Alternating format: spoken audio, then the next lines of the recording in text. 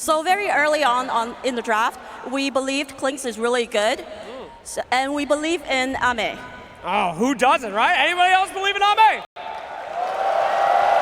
All right. Last question for you here today. So you guys favor that Elder Titan. Only one other team did in this tournament. It was Paravision, so you've proven to be the superior Elder Titan team.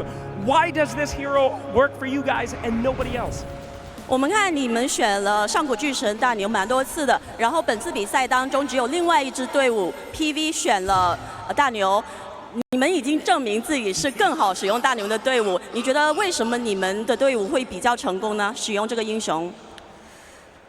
一个是选手玩的比较好，我觉得 Xnova 的大牛玩的特别好，还有感觉对面根本针对不了我们。Well, one thing is that the player plays it really well. Xnova's Elder Titan is amazing, and they just have no way to counter us. All right, well, we'll see about that. Thank you so much, my friend, for an excellent interview. Thank you as well to Helen, our translator. And we'll throw it to game number 2.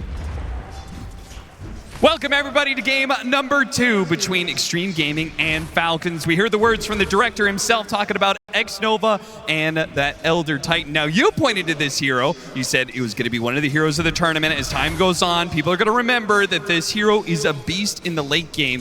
You agree with his assessment that Xnova's Elder Titan is just a tier above the rest? Oh, absolutely. He's one of the OG players on this hero. He has been playing it for years and years. He has a lot of experience on it. And you need that experience because this hero is all about hitting that stun or Earth Splitter at the exact right moment in the fight. If you mess it up, you're not contributing a whole lot. This is a really nice tool XG has brought out in this series, and one Falcons are going to have to address. They're trying to address it through the laning phase, giving him bad lane matchups, giving him supports that are difficult to interact with, also mid laners that are really mobile. Sometimes the CT can suffer with direct lockdown compared to a lot of other hard stunning supports. That game 1, though, it did not push through, and we saw some big plays coming out from Xnova, especially with this Hoodwink ET duo. They get it again here in the game 2. Falcons did not deny this combination, so you're going to have that insane spell amp, and you have this puck to play off of it. A lot of long-range artillery coming out from this XG lineup. It really does go to show how amazing a player Xnova is he wasn't even originally on this roster. Filling in for Pelosin, he's managed to step up. Of course, he's got a history of synergy with Ame, and there's no doubt about it that he is a top-tier TI caliber player. But it is amazing that Xtreme Gaming have managed to fit him into the lineup so effortlessly. It's up to Falcons to fight back. Down a game, not out of it yet. They want a strong laning phase here, as the panel mentioned. A lot of fast-paced heroes in this Falcons lineup, a lineup that could absolutely just end this game going higher at that 25-30 minute mark, particularly with this Abaddon pick for Skeeter. I think they had a couple options in that last slot. Ame into trouble. Falcons, are they going to claim first blood this time? The Quill, not enough, and Xnova gets the kill on Crit first. You're happy with the trade-off of support for core, but Falcons just get single digits away from first blood. Mar would have liked that 100 bonus gold there. Won't get it in time, but still happy with the laning prowess that they're asserting. This is looking like a triple lane win for Falcons, exactly what they want with these Enchantress-oriented lineups. And that's quite a turn from game 1, where we saw very early on, it was Xtreme getting the CS advantage in the first couple minutes. I think a lot of that was that Mars. Like, that first pick Mars, I think, caught him off guard a little. It set the pace straight out of the gate. XXS had a very fast start on that hero. He was just so far ahead out of that lane phase. The Beast is going to be a little slower here, especially into the Enchantress. Not a fun lane. You can't abuse the boars as strongly. You have to go the Axis build. Abaddon can shield it off. Not a fun lane for this Beast to fight into. And this Bristle can be annoying for the Klinks. It's one of the few melee heroes that can cause you problems because he can chase you down. He can build the stacks up. And Klinks, his tankiness comes online later in the lane, not on those super early levels. Oh, that damage is building up. Xnova, he's just going to work right now. Crit gives him the tonic, but it's not enough. Amar still falls. They both get dangerously low. Ame ends up going down in the end, and this dagger lands. Dodge might go back in. And Xnova, he's now going to challenge him. Crit, he's got another dagger coming up, but he still has that whip. Xnova can challenge him, especially with the healing salve going. This is going to be a decent amount of missed CS. Xnova shows Crit on the chase. It's a big mana from XG on this lane. You go all in with that ET, you're committed. You got to get something out of that. That was very close with the Quill stacks building up. XG strike back. Put Ame back in a solid position. Finishes the full Falcon Blade. Maureen doing his usual Primal Beast shenanigans here. Yes, that is what you can expect from a Primal Beast pickup for Falcons. It almost doesn't matter what the matchup is, just because he can always cut the lanes, cut between the mid-tier 2 and farm up neutrals at the same time. It's interesting, they put this deep dire jungle ward, almost expecting these primal rotations through that jungle. Right. I don't think it's a move Maureen would have committed to, but just getting vision on him helps you play the map a little bit better. Expecting the shenanigans, perhaps. Maureen, as a result, is up in both CS and experience, so he might get to that level 6 first. We'll see what commences if Falcons try and make a play off of him into the mid lane, or if we're going to see Maureen make the rotation. I think you make the rotation this game. I think that's why you pick Primal. You can rotate these side lanes super successfully. You can just keep pulling waves. You can be off map for a long time. That move can be difficult to read. And you have some pretty decent side lanes to kill. Going in on this Clinks, going in on the Beastmaster, building momentum for your 2 side laners could be really nice in this style of game. That was the first thing I thought when I saw a Clinks pickup into the Primal Beast. I was like, okay, that is a bold move, because this Primal Beast is probably going to be trying to hunt down this Clinks non-stop in the first 20-30 minutes. It's a great target for Maureen. If you can connect once or twice, it's going to feel great here. Not a lot of defensive options for Ame if he just gets trampled on. Be a whole lot easier if they could get a power rune, in particular something like an Arcane or Haste rune. Maureen? Will it spawn top for Maureen, or will it go bottom for XM? It's an Invis rune for Maureen, so Maureen does get it, but not the biggest power rune in the world in this early game. I was hoping for something more aggressive there, but he'll take it. And he's having a way better start here than he did in that game 1. And I think he's on a hero that can just impact the fight a lot more directly. We don't see Ember for a reason, and I think it was odd that Falcons ended up in a position where they were last picking Maureen's hero. Very rare for them in this tournament. If you go back and look at all the games, right, they have been just jamming his hero early. A lot of these mid-melee brawlers. So having this setup probably feels a lot more comfortable for them. They're able to draft accordingly. Lane pressure building up on the safe lane with the Enchantress as Xnova trying to threaten that Shrine Steal, but I think it's way too difficult to man up here. I like that. He pulls the hard camp too early, so it'll be difficult for Crit to be able to re-pull it at the right time for another stack. This bottom lane, though, is being pressured heavily. They're just going to run over Xinkyu and set up for the Wisdom Shrine. That's going to be a double for Falcons. They got this last time. Perfect move from Maureen. At the exact point in this game, you want that mid to get over there, set that kill up, double Wisdom Shrine. Do to XG what they did to you last game with Ame taking it away. And set your supports up for success here. Very fast start for this Falcons lineup. XM will do what he can to pressure the mid tower, but it's just not the same as, say, a Dragon Knight. Oh, not even close. I mean, his best tool is to counterplay the Maureen Beast, Primal Beast around the map with the coil. But a move like that's just too fast. There's no ability to react. And you need damage to follow up on your coil to bring him down in this game. He's already up to 1200 HP, 10 armor. Puck cannot kill this hero alone. You need support. Losing Wisdom Shrines means the damage from your support duo is going to come out way later in this game. No Earth Splitter, no Sharpshooter for a long time. More space, more time for Maureen to just rampage around the map. This could be a free tower last hit. There Secured. Illusion Rune for XM, so we're getting a lot of the lesser power runes out of here, which means it's going to be a whole lot more important to get that 10 and 12 minute one for either side. Another same defensive jungle ward there to spot out these aggressive rotations now that they've given up the top tower. Certainly going to see a lot more heroes occupying this space. You can continue to dodge here, but ultimately you're going to have to find something to get levels on your supports.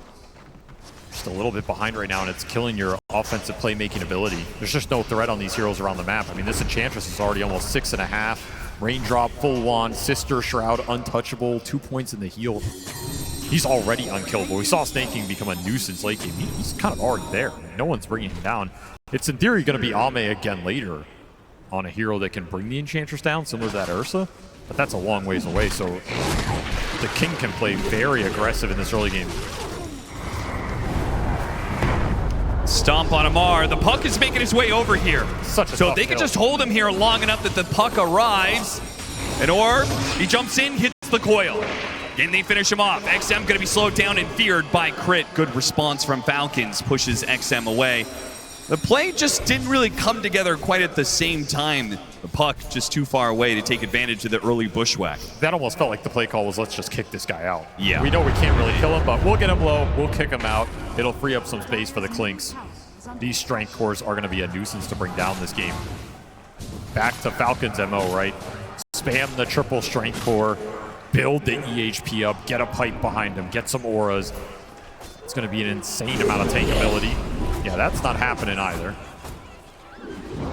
And this is the aggressiveness that Snake can play with for the first 20 minutes here. He's totally invincible. Just run on XG side of the map, give vision, steal camps, threaten the pokes behind the tier 1s, get the wards in deep places that are going to set up further plays for your team. This is all information that Malrine can play off of. It's all power runes that are automatically being secured from him just off the presence of this Enchantress that nobody wants to deal with right now. Xnova, he's a bit surrounded here. The daggers into the viscous nasal goo, okay. And he can't TP out either because Crit is ready to stop that one, so his life is kind of forfeit here. There's that fear. And Falcons up 2,000 net worth. This is looking way more like a Falcons game. They get an advantage off the laning phase. Now they're going to start building that, and they're going to bully you with that net worth advantage with their strength heroes. I mean, they're already tough to kill, but you get a net worth advantage on top of that. Overwhelming. This is what they wanted to happen in Game 1. They're getting it in Game 2, so now they get a chance to play their style of Dota against XG. Up 3K now, so much of that on this Bristleback. If ATF is the most farmed hero in the game, I think your chance to win it goes up considerably. This is this man in his element. He is the best in the world at playing this carry style off lane. He is in prime position to do just that. Going first item Lotus, going to be a little early tankability and utility here. Great scaling against the Beastmaster Roars. You're almost always going to want it at some point in the game. Of course, you get a little regen to boost up your farm speed. And XG still looking for the support ults here, man. It's just been mega delayed. Yeah, without that, they simply do not have a way to stop this Bristleback from farming right in front of their tier 2. They need Xinqiu badly to get to his 6 and get the sharpshooter for the extra bit of burst of damage, for the break mechanic. There's so many things that it provides. Same goes with the Elder Titan, right? The biggest damage spell he has is that Earth Splitter. The fact that their Wisdom Shrines got taken away from them is causing them more and more problems. They're also, again, going straight Helm on this Hoodwink, potentially for Xinqiu. They have a Helm on the Beast. They do have some split push stall mechanisms, right? If you can get these items up, start pushing the lanes into Falcons, make these immobile cores show on parts of the map they don't want to, that could be a way to slow this game down and just get to some more scaling on your tri-core here. Especially if you can defend this tier 1 mid. Biggest pressure point on the map right now, tier 1 mid for XG. Can you keep this tower alive, protect Ancients for XXS, protect the upper jungle area for Ame as Amar starts to assert his advantage. He finishes this Lotus, you might see that smoke towards mid, especially with the Primal Beast blink. Have you ever seen a Helm Dom creep on a Skeleton Warrior? I don't think I have. It's not the Big strongest Brother boy. Skeleton, man. It's going ham. Okay, never mind. Yeah, not the best play considering it does time out. XXS will need a few more seconds to grab another one, but fortunately because of his double Sage's Mass, he just doesn't seem to run out of mana, so he's just throwing wild axes around non-stop. So despite Falcons getting that early advantage, it does seem like Xtreme are prepared for this kind of grind. They're just playing very efficient jungle right now. But are you prepared for Arcane Rune Blink Primal Beast smoking at you on the map? I'm not sure if anybody is prepared for that much. I mean, this is where Malrine can break the game open. If he finds a couple big core kills. Backs away, but they know where he's going. He's headed to farm some neutrals. Just outside. He just used an orb. Perfect timing. Get the grab on him. While the orb is done, chain up the disables, push him into the wheel. Nice connection, perfectly executed. That's an Arcane Rune, so all your cooldowns coming up again in 20 seconds here. We could see another fast play come out from Malrine on the map. I think the funniest part about that is that play is disguised by the fact that the Enchantress is hitting your mid-tier 2, or tier 1. So they're not sure if there's a smoke play behind the Enchantress where if somebody shows they're going to get jumped, or if they're actually smoking around the map variously. I mean, look at Snake. He's once again just posting up solo in this triangle, daring XG to come kill him. Knows there is no response. And apparently Skeeter's going to do the exact same thing. A Bushwhack's but a Hurricane to push him back into the Shrine. Crazy little micro plays going on. Snaking slowed down by XM, but it doesn't matter. They simply just do not have the damage anywhere on Xtreme. They have to land a stomp and then follow through with all the setup that they've got. And there's the Bristle rotation to mid. ATF, he gets it for free here. All the attention drawn to another lost Wisdom Shrine. The XP difference in this game is insane. We are already up to 7 levels, 27% at 14 minutes. What is that? This is disgusting. This is turning into a very one-sided affair. But you're about to have both these Radiant supports the same level as your hard carry on the side of XG. That is not good news for the team fight. XG, it's almost getting to the point where you are desperate for any sort of kill just to gain some momentum in this game. Trying to find it with XM on mid, but this is not the man. Not even close. Not even close. This is the last person on this map you should be going into right now. He is the hardest to kill for the gain you're getting, which is extremely minimal. Snaking, just controlling so much of this mid area.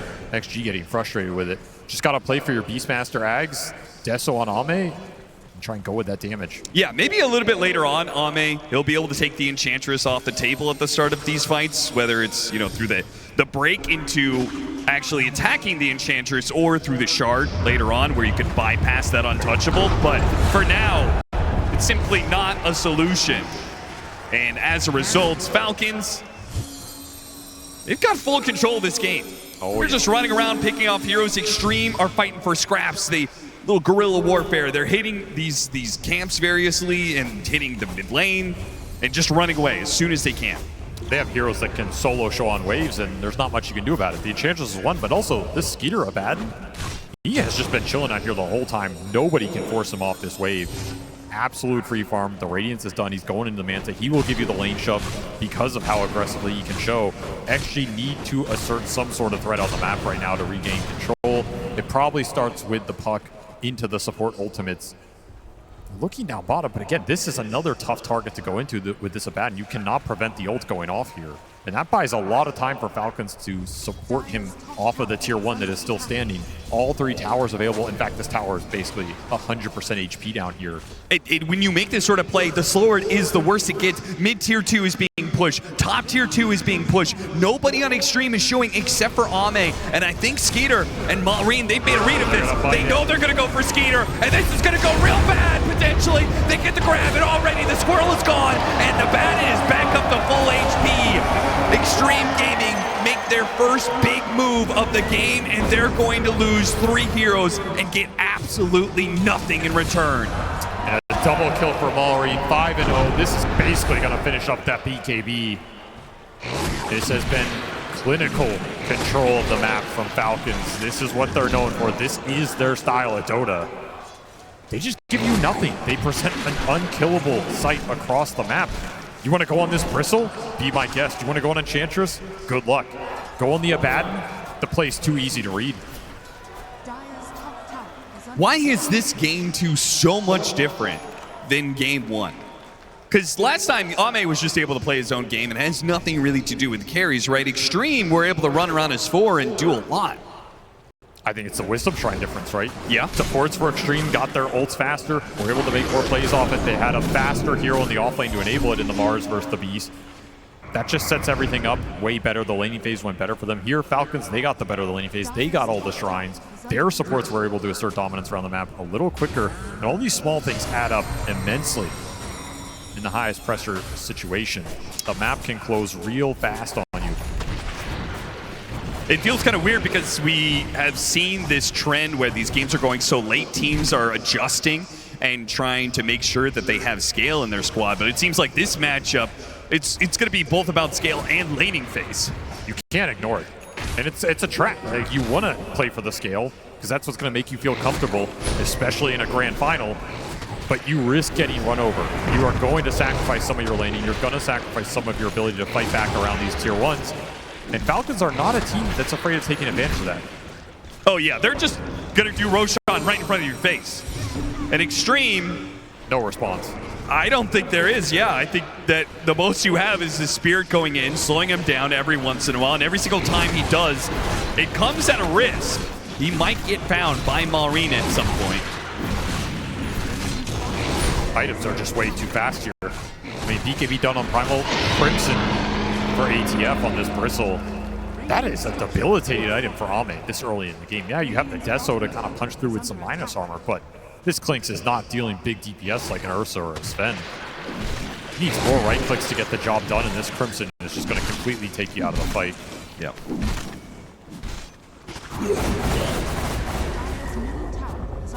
Now we're going to see some of this classic Ame and Yatoro Clinks where once they pick up the shard, they're going to start bursting down waves and then disappearing off the map.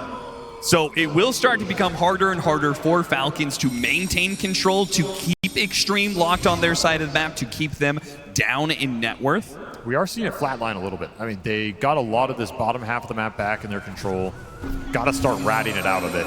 No way you can take a head-on fight right now. Xnova looking to steal this. He's set up here with a ward. I don't even know how he would do that with Elder Titan of all heroes. I mean, we got to pause right as the Spirit hits. If I'm crit, I'm like, yo, where the hell is the Spirit coming from right now? Yeah. Maybe they just don't care, though. That's a nice little shard for the Ringmaster.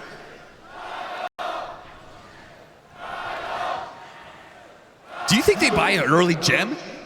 You just start looking around. I mean, anything to take wards off and find the Clinks as Ame's moving around. I feel like that's the only thing that really can stall out the game for Falcons and stall out their progression. I could see early gem in this game, particularly because you have cores you can give it to that are invincible. Yeah. I mean, the Enchantress can always hold it, but if you want to put it on the front line with the Bristol or the Abaddon, maybe even the Primal, they're such an indomitable threat right now.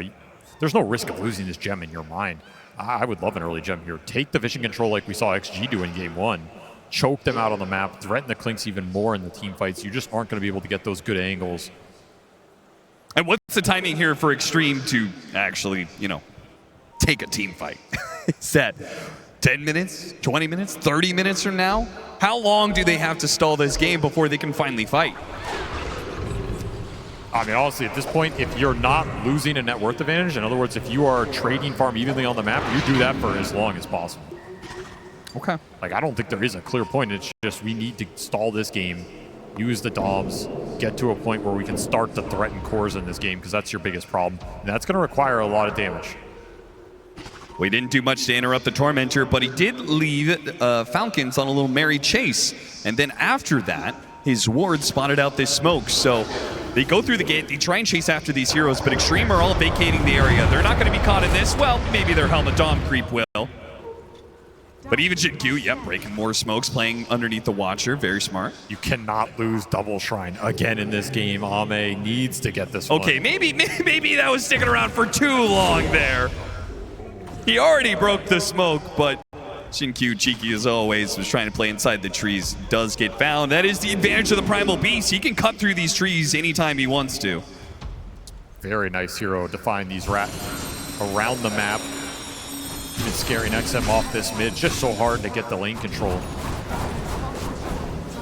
This will pick up though. I mean, you have an incredible lineup to split the lanes up right. Between the Puck and the Clinks, very elusive, very hard to catch here. Even Hoodwink can contribute a little bit, especially if he goes the Helmet Dom build. There's some decent hope if you're XG to just stall this game out and not let that lead build.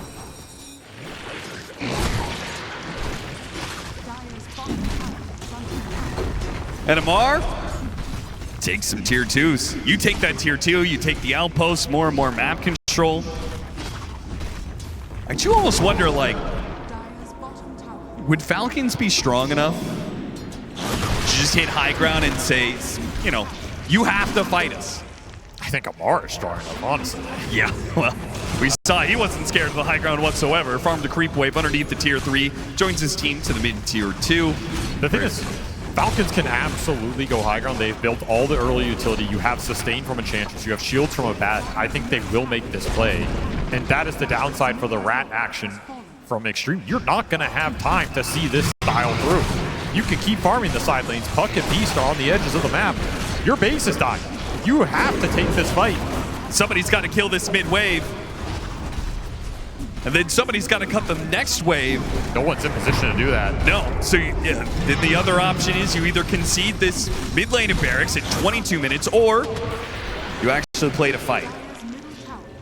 Falcons got what they wanted. Everybody back to the base. Except for this XXS Beastmaster stayed out. They will try and hunt him, clear him out of the map. Yeah, he's getting so close to BKB, and that would be a really big upgrade to their team fight potential. He's gonna run into crit. Try and roar and kill him here? Yeah, Maureen, he's gonna jump in, and he gets grabbed on XXS. No roar goes out just yet. The roar's still available though. XXS, he can throw it out now, and he'll TP away. The whip is gonna be there in time. The TP, ill-advised for XXS. He tries to chase down crit, but it just will not work for him. Kited out by the constant daggers. Meanwhile, Lamar still hitting your tier 3s. He's chipped it away just a bit more, and now that there's no Beastmaster, it feels like the gates are wide open. They're trying to stall his damage, but he has just planted himself here. Truly invincible on this front line. Still 20 seconds for that Aegis. The early itemization gives him so much tank ability at this point in the game before the late game Plink scaling comes online. And there's the gem at 24 minutes. Staking buys one. We'll see if he passes it off to somebody else or if he holds on to it. I'm gonna take your pick. The Aegis does expire, so Falcons, they won't get a lane of barracks out of this Aegis. Likely to wait out for the second one. That has been Falcons' MO. When they get in a lead like this, we saw it in the road to TI. I mean, they are willing to just build up an absurd net worth lead. Doesn't always work out for them, but it usually does. I think this will be a little bit of a difficult game to do that if you just play the map straight up. If you're constantly forcing XG to respond to something, either high ground or Roshan, Torment or whatever it is, that's what's going to build you the lead. But you haven't seen them catching the big cores on the sides of the map. The Bristle's not equipped to do it, the Abaddon's not equipped to do it, so you're really relying on the Primal Beast, and he also has to keep his farm up to continue scaling here.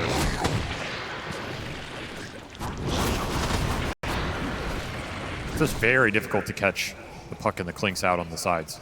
We get to BKB on the Beastmaster. We get to Nullifier. That's going to be the item choice for Ame. The panel brought this item up as a crucial item in a matchup against some of these Falcons heroes. Does that change the narrative a little bit? You remove the escape act presence. You remove a lot of the buffs that are going out on these heroes. It does let you more confidently single target focus a hero down with Nullifier plus Primal Roar connecting on somebody. I mean, you stop the save, but can you threaten the hero in the first place is my question, I guess. Well, that was actually close. I mean, if you can't threaten him, then the team fight's just out the window anyway, right? So you have to believe you have enough single target DPS, and this will set you up to convert that single target DPS into a guaranteed kill. I think it is the correct idea here. There's always going back to Xnova here on the ET as well, right? Like, if you need damage, this is the hero that can give it to you. Yes. Now, BKBs can be annoying. It's blocking out a lot of your aura. You know, you're going to have to get through the Abaddon life. You're not probably going on the Enchantress, but some of these other heroes, you throw that Earth Splitter and you amp them up. You get on top of them with everybody. Sharpshooter through, break the Bristle. Interactions like this, you can bring a target down in this game and open up that fight. Refresher already done on Maureen. He loves this Rush Refresher build. Yeah. A bit tight on the mana, but if you're getting every power rune, you got a couple Arcane Boots behind you, it absolutely can work in the fight. And Xtreme Gaming, they bought their own gem, and we're thinking about their own push outside of the base. Maybe to catch Falcons unawares, but Falcons, they're already kind of grouped up. They're playing off the smoke of their own and clearing through vision and getting some very good high ground vision themselves. Running into the Beastmaster.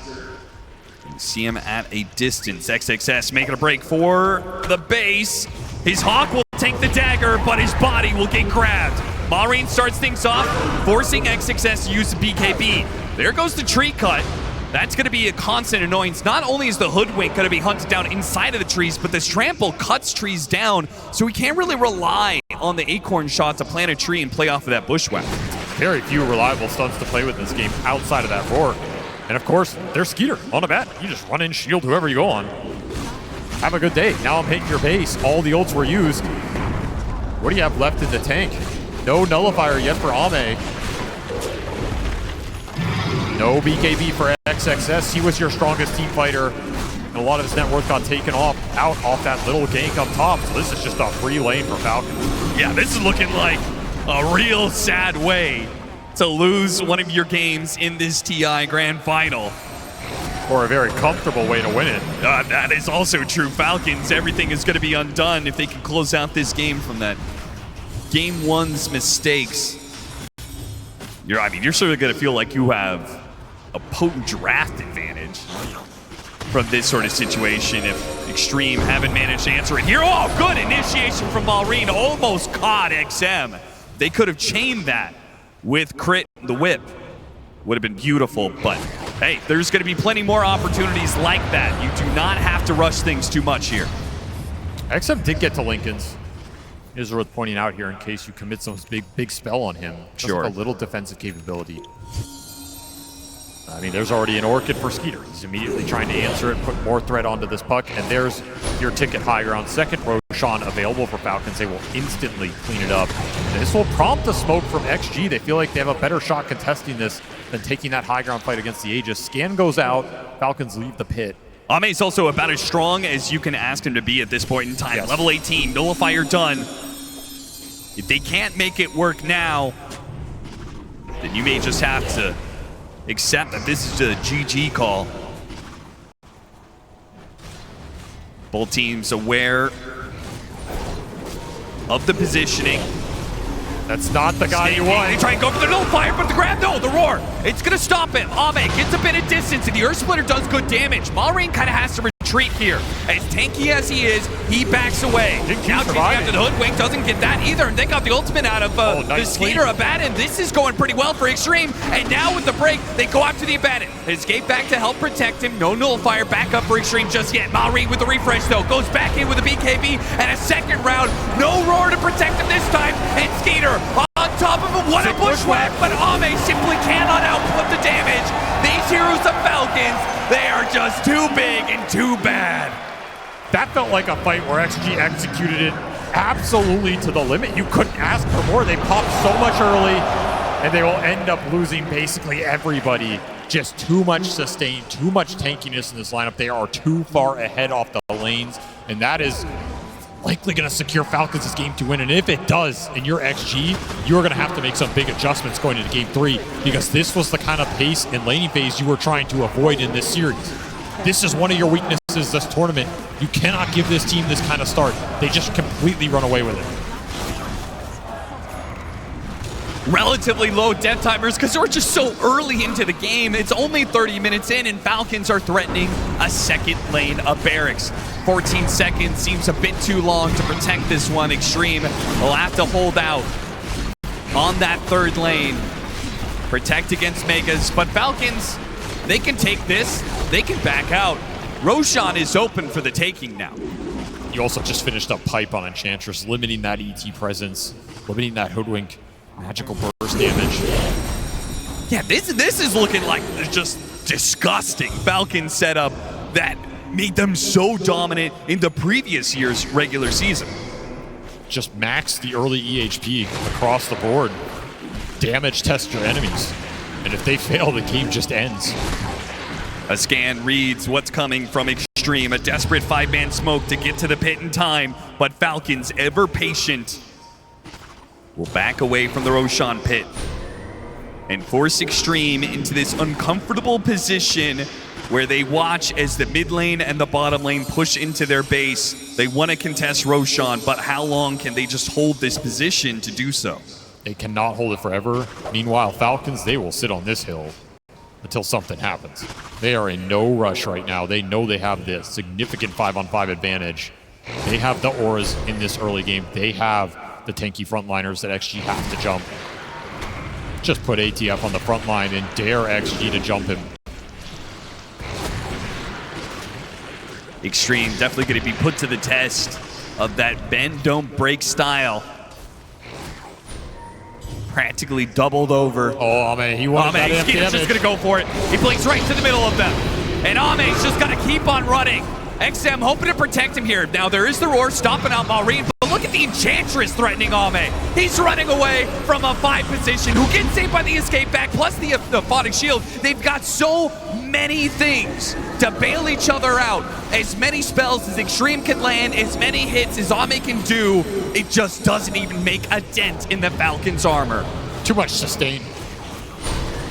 Way too much sustain for this lineup to punch through this early into the game. I'm sure they dealt like 6, 7, 8k damage there. And what did you threaten? Half the Enchantress' HP pool? The sad part is it's just getting worse and worse. They might be dealing more damage, but they're dealing a less when it comes to the percentage of Falcons' HP pools. It just looks like they are tankier than ever. Sages could be a killing blow in this game. Yeah, he picked up a Crystallis, but I mean, it feels like you need a Daedalus and another item to even come close, but Need a Divine Rapier at this point. yeah. He's cutting waves best he can. Amar playing totally isolated because he can, because even if they could kill him once, he's the one with the Aegis, and by the time they threaten him a second time, feels like his team will probably be able to make the move to support him. I mean, I love they gave him Aegis here twice, right? Like, just let him go ham on the front line. He has this scene read. He's going to deal a crap ton of physical damage. He can threaten the tower, and then all you have to do is worry about shielding the Primal Beast if he gets jumped. And that's it, right? There is no threat to the lineup other than that. Yeah, you don't have to put the Abaddon on the front lines and play that weird game where it's like, oh, they got borrowed time out of us, now we have to reset a little bit. No, just let the Bristleback do his thing, man. Nair's Enchantress passing a core. I felt like we would see it at some point in this series with how well Snake King plays the hero. Quite sad for XXS, who has had a wonderful tournament. But this is a rough game for Xtreme Gaming as a whole, and that final push is going to be coming their way. 3.5 minutes to take one lane of barracks. Falcons. This looks free. I mean, how does Xtreme, can you even come up with a scenario where they actually win this team fight? Yeah, 5-man coil, 5-man bushwhack, landed ET stomp on top, Earth Splitter goes through, you amp it up on everybody. ATF disconnects. It's definitely doable here. Okay.